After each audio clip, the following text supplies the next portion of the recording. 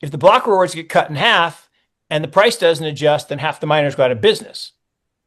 They're not going to sell, so the price is going to adjust. So genius. But as those block rewards fall, we have to incent the miners. Well, transaction fees are beautiful. Well, if we have empty block space, why wouldn't we do that? Right. So all of that just made so much sense to me. Look, I'm just a practical, logical person. And if I can inscribe my PFP on Bitcoin blockchain in a SAT, and I love the fact that some of the stuff I own is on like the original Satoshi SATs. I mean, that's just kind of fun. Like, why is that bad? I don't understand.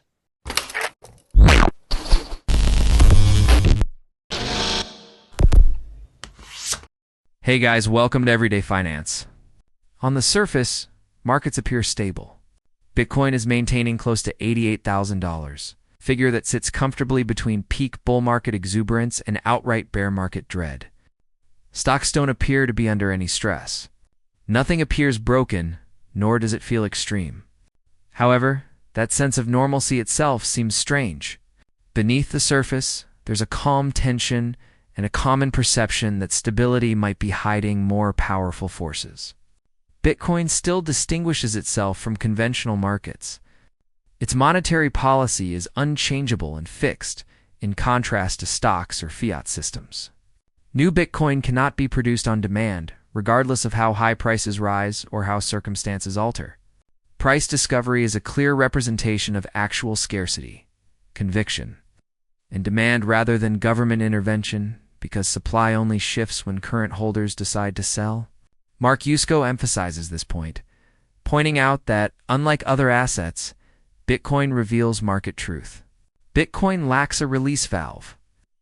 In contrast to established markets that can reduce pressure through monetary tools and changes, its price activity provides a sharper window into the actual nature of the market underneath the calm, revealing real changes in ownership and belief. Questions are way more important than answers. Our whole industry, our whole lifestyle revolves around answers, right? Influencers talking and news people talking and answers. Answers are a dime a dozen. Questions and asking the right questions and important follow-up questions is really the skill. So that your question is at the heart of everything. And I ask it all the time because I say this to my guys, like guys, we're not that smart, right? We're not rocket scientists. We're not like Casey, when he starts talking about coding, I'm blown away because like that brain is functioning at a different level than I'm capable of. And there are plenty of people like that, but that's not us. That's not me. But the common sense part that you describe in the question that gets lost, I can't explain, right? I can't explain why anyone would think that a non-scarce asset, but let's just take a chain where you can mint more of it at any time. That's kind of like fiat, right? That's kind of like what we're trying to escape. Right. And or the one I love to pick on, and this army hates me, right? The XRP army hates me. I don't understand how you do a drop to yourself, and the foundation, right? But basically yourself, because you're in charge of the foundation. And then you feed it out over the years to people by hiring influencers to talk about it and doing commercials and making political contributions. That's been going on. And that's been going on for hundreds of years. Right. There's great pictures of they used to have these things called boiler rooms, bucket shops. And they would hire kids during, the roaring 20s to pass out pieces of paper to bystanders to, hey, buy this hot stock tip. That's the same thing. And you own all the thing that's not scarce or not unique but you're selling it to people. And seems like a bad trade. It's kind of like what's happening. I don't know if you follow this Oklo story, right? This nuclear power story. It's a husband and wife. They owned all the stock. They told people they're going to build this mini nuclear reactor. Like, based on what? You've never built you never worked for a company that built a reactor. You didn't even publish any papers on nuclear reactors. And your application got rejected by the entity that would even approve it. So, but yet the stock keeps going up and they just keep selling. Or, the other one is quantum computer, Rigetti and D-Wave. I think the founder of D-Wave literally sold all his shares. So the fact that one or two people are getting super rich while there's this hope or hopium in the community, that just doesn't make sense to me. And so when I think about an asset that is truly scarce, whether it be a one of one PFP or a one of 10, a one of 10,000, okay, that's not as scarce, but there are scarce traits or scarce characteristics. But you say, well, but if there's monkey JPEGs, then I could have chimpanzee JPEGs and I could have gorilla JPEGs. Yeah, you could. But art has been doing that forever. Like, I like this piece of art back here. A friend of mine made it. I love it. Other people are going to say, oh my God, that's so ugly. And they don't have any allegiance to Notre Dame. And so they don't, but I like it and it has value to me. So on scarcity, an interesting story about art.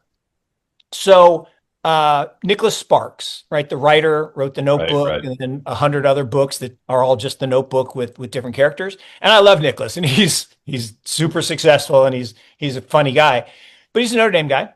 And you've probably seen there are these pictures, this artist, and he takes photographs of trees and then he paints over the photograph to make it kind of look three-dimensional and surrealistic. And Nicholas hired him like 15, 16 years ago to do a piece for him. There's a big tree down where he lives on the coast of North Carolina. And he said, all right, I want you to do this. And I want you to promise me that you'll only make one. And we're going to call this one, O-N-E. So he did. And Nicholas paid him $1 million. And everybody said, oh, that's so stupid. You could buy one of his paintings for $5,000. And he's like, yeah, but this one is one of one. And I guarantee, and I can't guarantee anything in life, but I can guarantee that he could sell that for more than $1 million today. And another one is, I don't know if you guys are Magic the Gathering guys, but Magic Gathering card game, right? So they did a Lord of the Rings collab a little bit ago, and they did one ring card. Oh, yeah. They only printed one. Oh, And wow. they caught the kid ripping the pack who pulled it, and his hand's like shaking, right? Yeah. Because Oh, I saw this. it's Yeah. worth $2.5 million. But it's not worth that. It's a piece of cardboard. It doesn't matter. Mhm. It's like Steve Ballmer, right? Famous billionaire guy. He bought the Clippers for $2 billion. And everybody said, you're an idiot. It's only worth one. He said, I don't care. I want it. You know what the lowest valued team in the NBA is today? How much? No. 8. Wow. And the Clippers are worth more than 8. So it's because they're scarce. So anything that's scarce in a fiat world will go up. Mm. Now, the cool part is we live in a fiat world. So I had the aha moment about infrastructure. My second aha moment was when I realized what fiat was. And this came, I used to write these very long letters to my clients. And like that, remember I told you about the telling clients to buy Bitcoin in 2014? That was a 41-page letter. One paragraph said buy Bitcoin. And they're like, you're an idiot. Now, I guess I should be gratified that they read the whole damn letter. My wife's like, no one's ever going to read that. And I said, no, I don't really care because it's not for them. It's for me. The process of writing it was how I think. And so now the funny part of that one letter was the next paragraph was about Saudi stocks, which I will argue is more objectionable than Bitcoin, but no one said that was wrong. They just said Bitcoin is wrong. Now, That was when the price was 500. It's a lot higher today, so it turned out okay. As trust in the fiat system continues to decline, gold and silver have risen to fresh all-time highs, indicating that global assets are subtly being revalued against harder forms of money. In light of this, many observers have been perplexed by Bitcoin's flat price movement. There isn't any volatility. Barely do charts move. Despite Bitcoin's stagnation, markets seem to be at ease. But the serenity is misleading. Asset values appear to be constant, but daily life is becoming more stressful. Affordability is collapsing, social pressure is growing, and housing, food, and basic expenses continue to rise. Tension in society is at levels not seen in generations. And crime, unrest, riots, and political instability are all on the rise. Gen Z and other younger generations are becoming increasingly disillusioned. Instead of going away, volatility has moved from the financial markets to the social fabric. Money printing and inflation are two ways that policymakers try to reduce market fluctuations, smoothing asset values at the expense of purchasing power. AI and other technical forces are also driving natural deflation by lowering costs and raising productivity. This conflict between deflationary technology and inflationary policy reduces liquidity in a system that is already heavily indebted, which heightens the call for a monetary reset, possibly in the form of greater gold or Bitcoin prices. The structure of Bitcoin makes this dynamic particularly apparent. Bitcoin's fixed supply is reflected in on-chain statistics, which indicates that selling rises as prices do. In contrast to gold, where rising prices encourage additional mining, Bitcoin is unable to boost output. In a system that is about to undergo change, its status as a scarcity-driven asset is further reinforced by the requirement that current holders choose to sell in order to satisfy any new demand.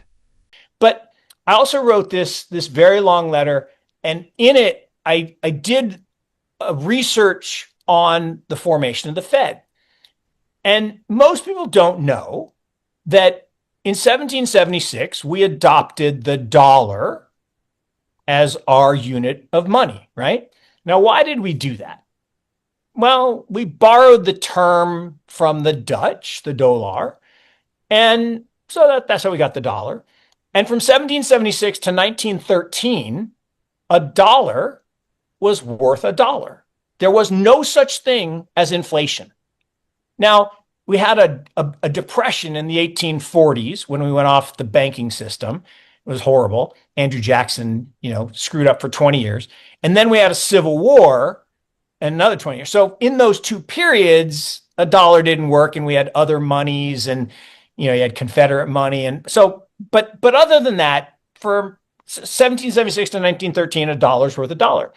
And then in 1913, we created the Federal Reserve.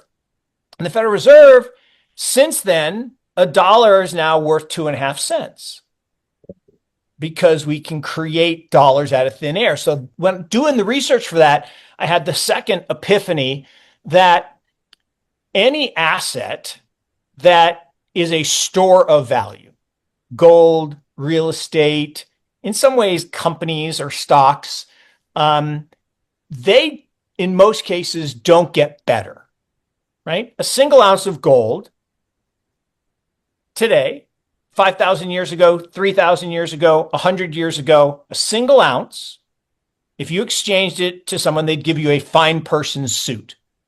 From Cleopatra's time to a suit of armor to a zoot suit in the 20s to Savile Row today. A single ounce. So the gold never changed. Same thing with Bitcoin. One Bitcoin is one Bitcoin. One Bitcoin in 2009, one Bitcoin in 2013, one Bitcoin today. Nothing changed. What changed? The currency that people buy it with. So if you happen to live in Venezuela, you've never seen a bear market in Bitcoin because the Bolivar has gone down 99.99%. If you live in Turkey, you've never seen a bear market in Bitcoin because the lira has gone down 99.9%. If you live in Argentina, you've only seen one very small bear market in Bitcoin. In the US, we've seen a little more volatility, but in the end, we're higher today than we've ever been because here's a crazy stat. we've been a republic for 249 and a half years. So 250 years next summer. So for 245 years, we printed 20% of all the money that's ever existed in the United States. In the last 5 years, we printed 80% of all the money. Well, if that's true, then the price of gold should have gone up a lot. It did. Price of Bitcoin should have gone up a lot. It did. Like, the building I'm sitting in theory, according to Zillow, right, is worth twice as much as it was 4 or 5 years ago. No, it's not. It did not grow. It did not get more efficient. It actually has a bunch of leaks and we have to pour money into it. So it's not getting better. The money's getting worse. And so that epiphany meant that, and so Leonis, to answer your question, anything that's scarce to me has value. So a PFP can have value, an NFT, and I don't like the term NFT, non-fungible token, because people don't know what the word fungible means. I like digital property rights. What an NFT is it's digital ownership of something of value, property. So property could be a piece of art, could be a car, could be a house, could be, a stock certificate, a bond, it could be a piece of Bitcoin. It doesn't really matter, but digital property rights are going to dominate everything. So now, if I want to have digital property rights, I don't want them in a place where they can be taken away. I don't want them on a chain. Like, I also get in trouble with the Cardano people and as much as the XRP people, right? And why? Look, I've been in digital venture capital, meaning Pomp and Jason and I launched a fund in 2018, and I've now launched 4 funds, and we've invested about $500 million in companies around the digital asset ecosystem, 100 companies. And we've looked at thousands, couple thousand, not one building on XRP and not one building on a Cardano. That's just mathematically not possible, right? Think about it. I've seen hundreds building on Solana, Ethereum, hundreds building on Bitcoin, a few building on Avalanche. It's just not possible, if there was actual activity going on, that we wouldn't have seen any in Cardano or XRP. So to build a meme coin on that, or to build anything on that, doesn't make sense to me. Meme coins generally I struggle with because, Pomp says it's monetizing attention. I don't know if he coined that term or someone else did and he stole it. Picasso said, good artists borrow, great artists steal. So, and there's nothing new in this world, but monetizing attention is fine. And clearly Doge, despite no developer activity that I can see and no use cases that I can see, Dogecoin does have, in theory, based on market cap, a decent amount of value stored compared to fiat. Okay, but if it's not on a good chain, why would you keep it there when you could come with y'all and go to dog, just drop the E? In fact, I think I'm going to start tweeting that. Let's all drop the E, right? All you dojis, come to dog. Maybe someone's already said that, but I just thought of it this morning. But, let's all drop the E and just go to dog, because, and look, this is causing stress between, what's his name? The developer, the super Christian guy, actually super Catholic guy. Jr. Yeah. Who hates this, right? He wants to fork the chain because he doesn't want pollution on the chain. I'm like, if the block is empty, that was minted years ago or minutes ago, or it doesn't matter, if it's empty, what difference does it make if we inscribe? And actually, let's call a spade, as the block rewards continue to shrink, which to me was one of the greatest coding, design, whatever you want to call it, engineering feats in history. Like, it's a big statement, but building in the halving schedule into Bitcoin makes my mind explode because it does a couple things. One, it encourages mining activity. It also encourages price movement upwards, which encourages attention, because if the block rewards get cut in half and the price doesn't adjust, then half the miners go out of business. They're not going to sell, so the price is going to adjust. So genius.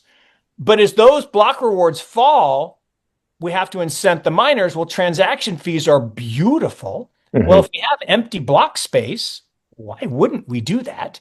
Right. So all of that just made so much sense to me. Look, I'm just a practical, logical person. And if I can inscribe my PFP on Bitcoin blockchain in a SAT, and I love the fact that some of the stuff I own is on like the original Satoshi SATs. I mean, that's just kind of fun. Like, why is that bad? I don't understand. During a brutal and unforgiving discovery process, the price of Bitcoin rises, until long-term holders eventually sell off parts of their holdings to satisfy practical needs like debt repayment, home purchases, or even the purchase of whole companies and sports teams. Mark Yusko characterizes this cycle as violent but entirely normal. In a system where supply cannot increase, old coins come out of deep cold storage, go to exchanges, and change ownership. In contrast to gold, where rising prices incentivize additional mining, Bitcoin can only redistribute what currently exists. Even though prices around $88,000 now feel almost normal, despite still being well below all-time highs, market data consistently demonstrates that significant rallies cause waves of selling from long-held coins. Recent on-chain figures show sustained outflows of older Bitcoin that peaked near $1.5 billion per day before easing, reflecting heavy realized profit and loss activity typical of deep market transitions. As early adopters, libertarians, cypherpunks, engineers, and system skeptics trade 10-year-old positions to established wealth holders who now need Bitcoin to maintain purchasing power at scale.